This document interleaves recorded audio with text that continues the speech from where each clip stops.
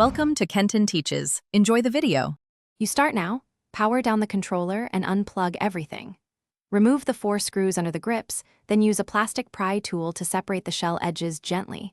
This exposes the internals without cracking clips. Once the shell halves begin to lift, keep tension even and watch for a short ribbon cable near the touchpad.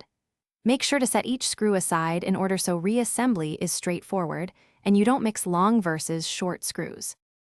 With the battery disconnected, unscrew the PCB standoffs and note connector locations. Gently lift the board from the rear edge to reveal the audio jack area. You'll often need to flex the board just enough for clearance. If the jack is soldered, heat each pad using a soldering iron and remove the old solder. Alternatively, if it's a snap-in part, depress tabs and extract it with tweezers. Make sure the replacement matches polarity and mechanical tabs. Install the new jack in the same orientation, then solder pads with minimal heat to avoid lifting traces or snap it into position and verify mechanical fit. Once secure, reseat the PCB and reconnect the battery ribbon. Reassemble the shell and tighten screws in their original positions. Pair and test by plugging a headset and checking audio and mic levels through the console.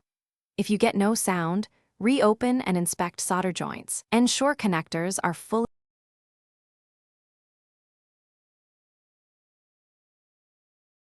Thanks for watching. Please subscribe if this video was helpful.